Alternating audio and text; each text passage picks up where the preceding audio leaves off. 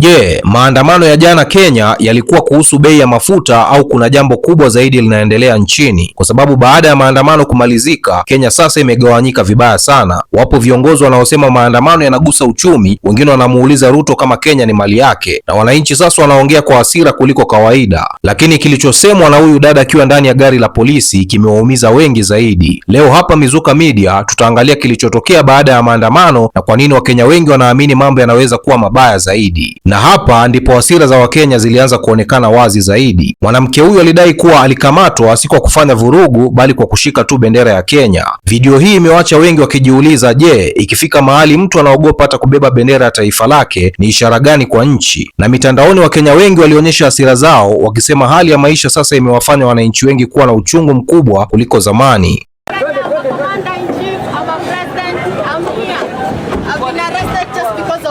The flag, I wasn't protesting, I was just walking in my nation, just the fact that I've got the flag. Let's go. Na wakati wengine wakililia kuhusu ukamataji, kauli ya mwanamke huyu kuhusu bei ya nyanya ndiyo ilianza kusambaa zaidi mitandaoni. Alisema kuwa nyanya sasa zimekuwa ghali kuliko bangi, ingawa wengi walichukulia kama utani tu, ila kwa upande mwingine, kauli hii ilionyesha namna wananchi wanavyoona gharama ya maisha imepanda kupita kawaida.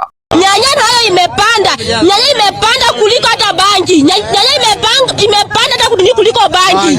Bangi hairuhusiwi kutumiwa rasmi, lakini tumesikia maoni yako, samani sana kwa hilo. Tuongee na jamaa hapo nyuma. Lakini mambo yalibadilika zaidi baada ya viongozi wa kisiasa kuanza kutoa kauli zao. Kalonzo Musyoka aliibua mjadala mkubwa baada ya kumhoji Rais William Ruto kufuatia kauli yake aliyotoa kwamba hatamruhusu mtu yoyote kuchukua uongozi. Kalonzo akauliza, kwani Ruto ndiyo Kenya? Kauli hii imezua mjadala mkubwa sana mitandaoni, huku baadhi ya Wakenya wakimuunga mkono na wengine wakisema viongozi wanachochea hasira zaidi. Ruto jana alisema ati yeye hawezi kukubali kiongozi yeyote achukue mamlaka. Kwani yeye ndiyo Kenya? Kwani Ruto ndiyo Kenya? Mamlaka alionayo amepewa na wananchi wa Kenya, na wananchi wa Kenya ndio watamtoa. Tunajua Ruto ana mipango, wacha niwaelezee. Ako na mipango, tukimshinda akatalie Ikulu. Tutaenda wangapi wanasema tutaenda kumtoa huko?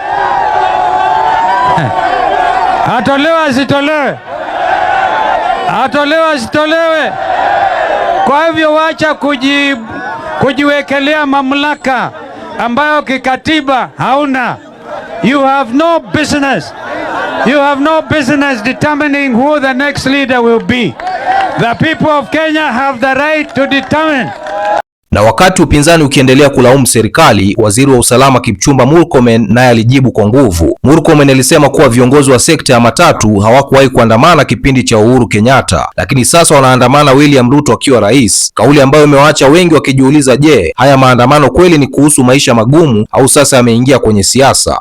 I dare say that the leaders of matatu industry at that point in time never protested against the government. So the question should be asking ourselves, why did they feel that it was okay to understand President Uhuru Kenyatta, but when it is President William Ruto, they should go to the streets?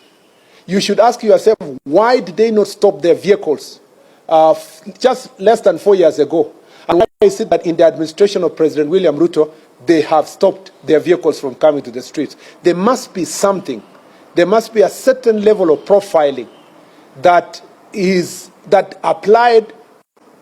applies to William Ruto that does not apply to President Uhuru Kenyatta. And the guess is as good as your guess is as good as mine. If you will give us credit for those who were opposed to the administration that time, you must give us credit for using constitutional means and using the floor of the House and giving alternative suggestions to how to handle the fuel crisis. We never organized one protest, no life was lost, no supermarket was looted, no person was targeted to be killed as a result of the high fuel prices less than 5 years ago. So I am very proud of my record and the statements I made in the Senate just about 5 years ago. And I'm very proud of how President William Ruto handled his opposition to how government was running its affairs in the last 5 years. I wish current opposition would emulate him instead of organizing violence and so forth. And I am just asking the most simple thing. Please, the transport sector, the way you understood President Uhuru Kenyatta and never went on strike just less than 5 years ago, that is the same way you should stand President Uhuru because he's in office. Number two is that we want to be sure that in future protests do not lead to loss of life. It's just by ensuring that protests are protests. They are not criminal activities, acts of crime, looting, robbing people of their property, burning of property.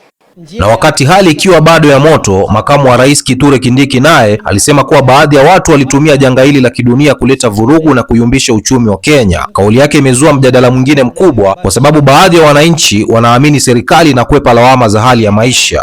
Njia ya kupunguza bei ya mafuta sio maandamano. Na mimi nakemea wale ambao siku ya leo wametumia shida ambayo tuko nayo, ambayo ni shida ya dunia nzima, kuleta msukosuko na kujaribu kuumiza uchumi wa taifa la Kenya, kutatiza uchukuzi, kufunga barabara, kuchoma magari, kuiba mali ya watu ambao hawana hatia. Kuchoma magari na kuiba mali ya watu na kufunga barabara haiwezi kupunguza bei ya petroli. Bei ya petroli itapunguzwa na hatua za serikali, zingine tumeanza na zingine tutatangaza vile tunaenda mbele. Lakini baada ya viongozi wa serikali kuzungumza, inaonekana mgogoro bado haujaisha. Washikadau wa sekta ya matatu sasa wanaonekana kutokubaliana na serikali, na hiyo ina maana jambo hili linaweza kuendelea kwa siku nyingine zaidi. Swali kubwa sasa ni je, Kenya inaelekea wapi baada ya maandamano haya?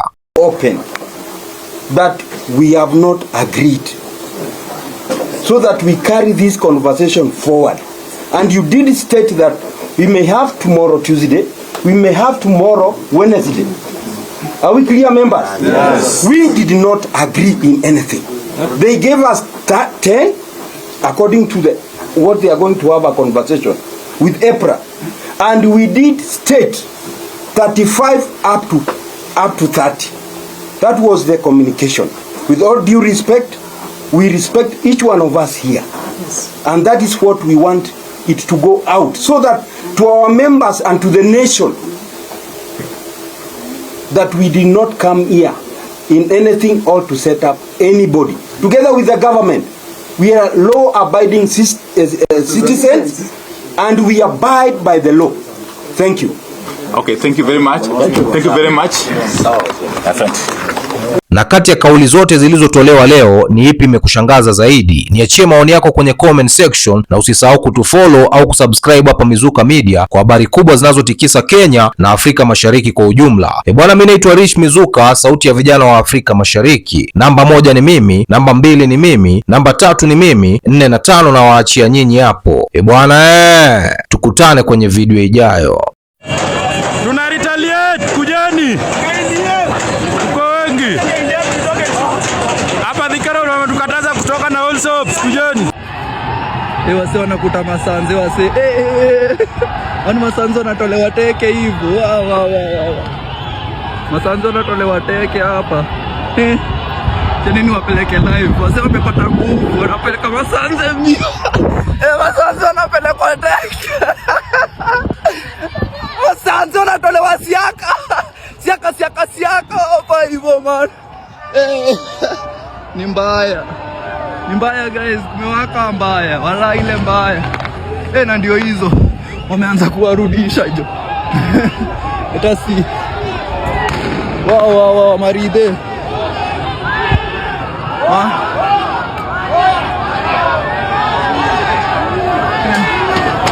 Ni mbaya guys.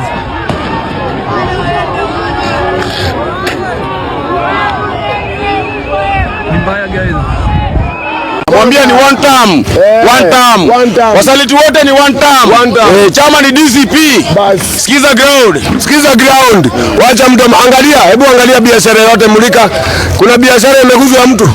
Wanasemaga tunaleta maandamano tunaiba. Hii biashara. Kuna angalia na side. Maduka ziko on. Kuna mtu amesumbua mtu kwa maduka. Tunatetea haki yetu.